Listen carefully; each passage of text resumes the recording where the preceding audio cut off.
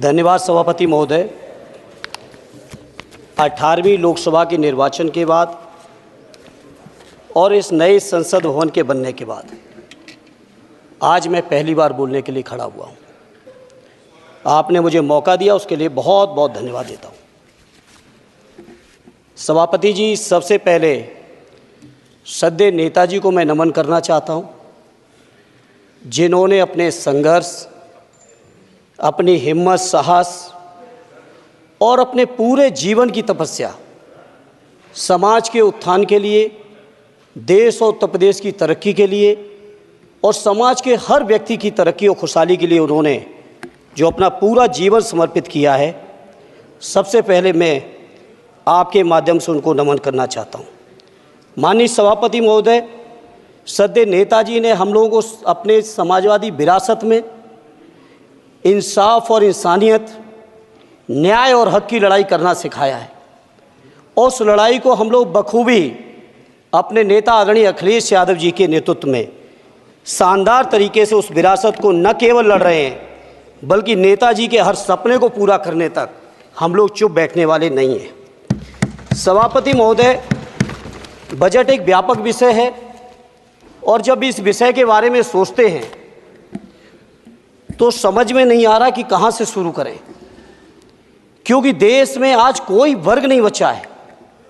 कुछ चुनिंदा उद्योगपतियों के बारे में बात नहीं करूंगा, लेकिन देश के 140 करोड़ लोगों में से कम 95% लोग ऐसे हैं जो आज पूरी तरह से बर्बाद है। एनडीए की ये सरकार 11वां बजट पेश कर रही है, लेकिन इस 11वें बजट के बावजूद अगर मैं देखता हूं तो समाज की जो गरीबों के लिए सबसे ज़्यादा ज़रूरी चीज़ें हैं, स्वास्थ्य का है तो स्वास्थ्य 2023 और 24 में बजट घटा दिया है। किसानों का बजट जहां यूपीए के सरकार के समय 2014 तक 5.5 था, वहीं 24 आते आते ये 3.15 रह गया है। शिक्षा का बजट जहां 2013 में 4.77 था, आज 23-24 आते आते ये 2.5% रह गया है। इसी तरह से जितनी भी ज़रूरी चीज़ें हैं, सभापति महोदय, मुझे कहने में कोई संकोच नहीं, ये जो बीजेपी की एनडीए की सरकार है, ये सरकार पूरी तरह से गरीब विरोधी, किसान विरोधी, नौजवान विरोधी, बुनकर विरोधी, छात्र विरोधी, दलित विरोधी, पिछड़ा विरोधी, मजदूर विरोधी, जितनी भी अगर उपाधियां दी जाएंगी सभापति महोदय वो कम हैं। और मैं कोई राजनीतिक भाषण नहीं दे रहा हूं, मैं उदाहरण सहित आपको जब नंबर आए तो बोल देना, और हमें पता है आपका नंबर भी नहीं आएगा आपकी पार्टी में, ये भी पता है हमें। सभापति महोदय, श्रद्धेय नेताजी ने हमेशा कहा है कि चुनाव में या जनता के बीच किया हुआ वादा अगर आप पूरा नहीं करते हैं तो वो भी एक सबसे बड़ा भ्रष्टाचार है, और उस भ्रष्टाचार में अगर किसी ने वर्ल्ड रिकॉर्ड बनाया है तो बीजेपी की और एनडीए की सरकार ने बनाया है। सभापति महोदय, 2014 के चुनाव के समय प्रधानमंत्री जी ने वादे किए कि 2 करोड़ रोजगार हर साल मिलेंगे। स्वामीनाथन जी, जिनको भारत रत्न दिया है, सरकार को मैं धन्यवाद देता हूं, लेकिन वो धन्यवाद अधूरा है जब तक उनकी सिफारिशों को नहीं मानते हो। 2007-8 से लगातार मांग चल रही है देश में कि स्वामीनाथन जी की जो सिफारिश है, किसानों को 1.5 गुना समर्थन मूल्य देने का, एमएसपी की गारंटी देने का, कानूनी हक और अधिकार देने का, उस गारंटी को आज तक नहीं माना, आज तक नहीं माना, आज तक नहीं माना। स्वामीनाथन जी को आज तक नहीं माना। अध्यक्ष जी, डिस्टर्ब ना करिए। सभापति महोदय, मेरा टाइम इसमें काउंट नहीं होगा। आप इधर, अरे यार, बेईमानी से जीता है तो ज्यादा ना बोलो, मालूम है कितने बड़े तीरंदाज हो। इधर बेईमान हो, बेईमान हो, बेईमान हो, बेईमान हो, बेईमान हो। चलो, स्वामीनाथन जी की आपने नहीं मानी, एमएसपी आपने लागू नहीं की। कितनी बढ़िया बातें कि खाद पे हम सब्सिडी बढ़ा रहे हैं, पहले 50 किलो को 45 किलो, फिर 45 किलो को 40 किलो, और मुझे लगता है कि एक तीसरा कार्यकाल पूरे होते होते केवल 10 ही किलो बचेगा खाद के कट्टे में, से ज़्यादा नहीं बचेगा। मंडी एक नहीं बनाई, आत्महत्या इतनी कर रहे हैं किसान, और किसान अगर अपनी एमएसपी की मांग करते हैं, हजारों किसान यहीं दिल्ली की सीमा पर मारे जाते हैं और आप सोचते हो कि आपकी बात को कोई समझेगा नहीं। सभापति महोदय, नौजवानों को कितना गुमराह किया गया। नौजवानों से कह दिया गया हर साल 2 करोड़ रोजगार। मैं आज सवाल पूछता हूं अपने नौजवानों की ओर से, बताएं भारतीय जनता पार्टी के लोग, सरकार में बैठे लोग, 10 साल आपने राज कर लिया है, आखिर 20 करोड़ नौजवानों को रोजगार कहां है? अरे छोड़िए यार, अबे कोई नोटिस नहीं लेता तुम्हें, छोड़ो कोई नोटिस नहीं लेगा तुम्हें। 20 करोड़ नौजवान के रोजगार का हिसाब कहां है? आज 11वें बजट में जब याद आई तो वो भी ट्रेनिंग की बात करते हो। मैं कहना चाहता हूं IIM, IIT के नौजवानों को रोजगार नहीं दे पा रहे हो। आप सोच रहे हो इंटर्नशिप के इस छोटे से शगुफे से नौजवान खुश होंगे? देश के नौजवान खुश होने वाले नहीं है। सभापति महोदय, शिक्षा के मसले पर लगातार बजट घटाया जा रहा है, लगातार सरकारी शिक्षा कम की जा रही है और ये बीजेपी की सरकार की लगातार प्रयास है कि नौजवान शिक्षित होंगे तो सवाल पूछेंगे। देश की JNU से लेके BHU से लेके MU से लेके जितने बड़े संस्थान हैं, सारे संस्थानों को बर्बाद कर दिया है। एक भी दलित, एक भी पिछड़े, कहीं आपका वाइस चांसलर नहीं है। लगातार जितने भी आपके professor, associate professor, assistant professor की नियुक्तियों में RSS का जब तक कोई फंडामेंटल कोर्स नहीं करेगा, बेसिक कोर्स, तब तक उसकी नियुक्ति नहीं होगी। आप क्या सोच रहे हो देश नहीं देख रहा है नौजवान?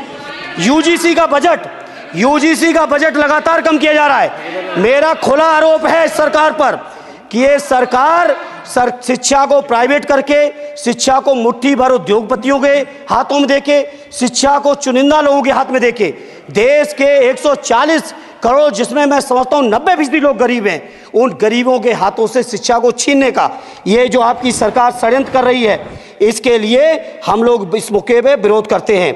लगातार फीस बढ़ा रहे हैं, शिक्षकों की कमी है, रोजगार आप दे नहीं पा रहे हो, सामाजिक असमानता। सभापति महोदय, 2014 में जिस समय सरकार बनी थी NDA की, उस समय देश की जितने भी जो आर्थिक चीजें थी, जो वेल्थ थी, उसमें पिछड़ों की हैसियत 17% थी, 17%, और आज 10 साल की NDA की सरकार के बाद पिछड़ों की आर्थिक हैसियत हो गई है केवल 9%।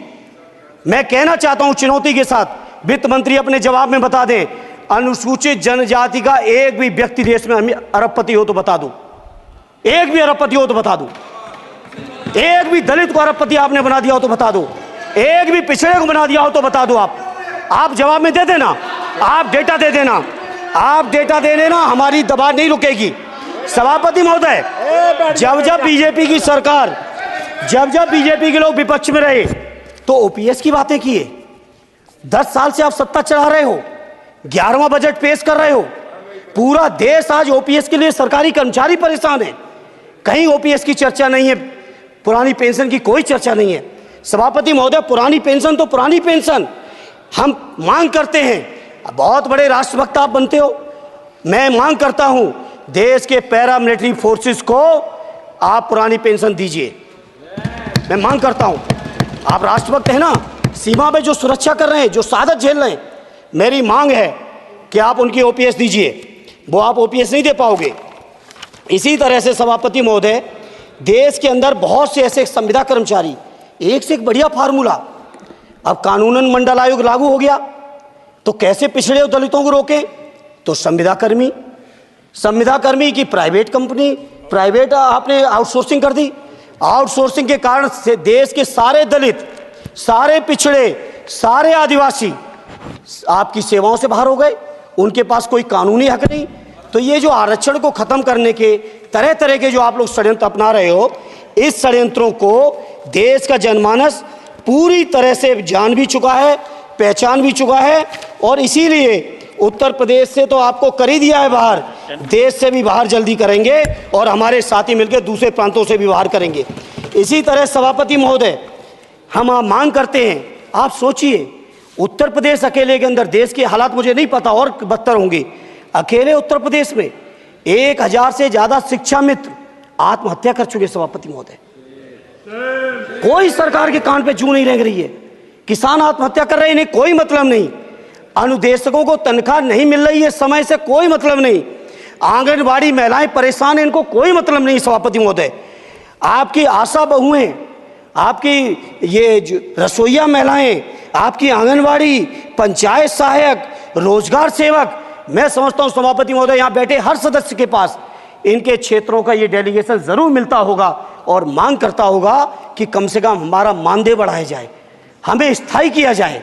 सभापति महोदय, इसके लिए सभापति महोदय मेरी पार्टी के किसी भी मेंबर से हम नंबर कम कर लेंगे, टाइम, मेरा टाइम बढ़ा दीजिए, बढ़ा दीजिए, कोई भी मेंबर हमारे लिए दे देंगे टाइम, हम लोग देते। इसलिए सभापति महोदय इन सभी समस्याओं के लिए मैं आपसे कहना चाहता हूं कि इनका समाधान करिए, और नहीं समाधान करेंगे तो अभी तो बैसाखी पे बन गए, बिहार और आंध्रा को पैकेज देखे फिर देश में कितने राज्यों को पैकेज दे पाओगे। अरे वित्त मंत्री जी उत्तर प्रदेश से आते हो, इतना भी हक नहीं कि पूरे बजट भाषण में एक बार उत्तर प्रदेश का नाम आ जाता। इतना अयोध्या से नफरत हो गई, अयोध्या से अवधेश जी क्या जीत गए, आप लोगों को इतनी नफरत हो गई कि एक भी उत्तर प्रदेश का एक बार भी नाम नहीं आया सभापति महोदय। इसे मैं आज इस मौके पर सभापति महोदय देश के गरीबों, किसानों, नौजवानों, व्यापारियों, बुनकरों सभी की ओर से कहना चाहता हूं, ये बजट देश विरोधी बजट है। कुछ समस्याओं के लिए सभापति महोदय संवेदनशीलता के साथ मैं कहूंगा सरकार को विचार करना चाहिए। श्रद्धेय नेताजी जब रक्षा मंत्री थे, उन्होंने व्यवस्था दी थी कि देश के अंदर जो भी सैनिक शहीद हुए हैं उनको ससम्मान उनके घरों पे जाके राष्ट्रीय सम्मान के साथ उनकी अंत्येष्टि हो। मैं उन्हीं की परंपरा को आगे बढ़ाते हुए एक और मांग करता हूं सभापति महोदय कि जो हमारे शहीद जिनकी अंत्येष्टि स्थल जहां कहीं भी बना हो, जिस भी परंपरा से बना हो,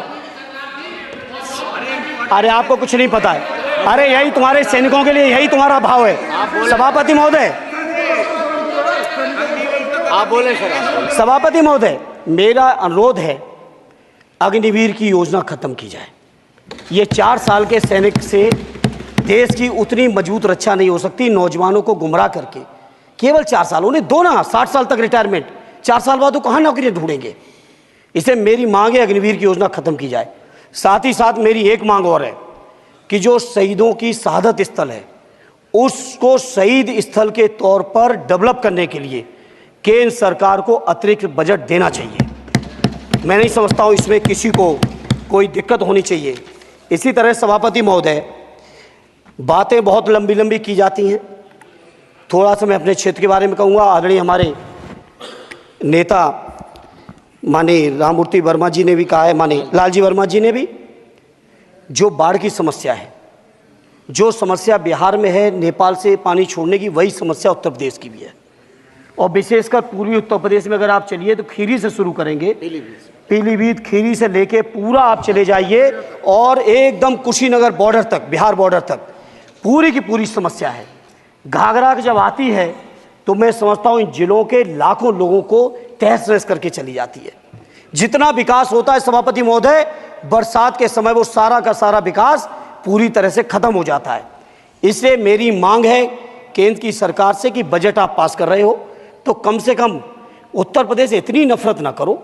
2 बार तो उत्तर प्रदेश की दम पे ही बैठे थे और तब भी ये वित्त मंत्री जी हंस रहे हैं, इनके यहाँ भी आता है बाढ़ तो जाती होगी, महाराजगंज बसता तो नहीं होगा, कुशीनगर बसता नहीं होगा, आपका मऊ बसता नहीं है, आजमगढ़ बसता नहीं, अम्बेडकर नगर बसता नहीं, बहराइच बसता नहीं, खीरी बसता नहीं, श्रावस्ती बसता नहीं, पीलीभीत बसता नहीं, बलिया बसता नहीं है, कुशीनगर बसता नहीं है, गोरखपुर बसता नहीं है। इतने जिले तो हमारे उत्तर प्रदेश के प्रभावित हैं। तो बिहार की तरह से एक विशेष पैकेज हमारे उत्तर प्रदेश के लिए भी दे दो। कम से कम इतना तो कहने की हिम्मत रखो, केवल चीखने के लिए बैठे हैं सबके सब। सभापति महोदय, दूसरा एक मैं बात, हमसे पूर्व जो सांसद रहे हमारे आजमगढ़ के, बड़ी लंबी लंबी बातें की, गोरखपुर से आजमगढ़ होते हुए बनारस तक का हमने रेलवे लाइन स्वीकृत करा दिया। सभापति महोदय, मैंने जब पता किया अधिकारियों से तो सच्चाई ये है कि अभी उस पर एक भी पैसे का बजट का आवंटन नहीं है, नहीं है बजट का आवंटन। हाँ, आज आप ही ने तो पेश किया बजट, आप ही तो साइन किए हो, निर्मला जी ने तो किया नहीं होगा, आप ही ने किया होगा। तो सभापति महोदय, उस पर बजट भी आए, उस पर बजट भी आना चाहिए। दूसरा सभापति महोदय, ये जो समस्या है बाढ़ वाली, मैं समझता हूं कोई अकेले मेरी नहीं है, मेरे अकेले क्षेत्र की नहीं है।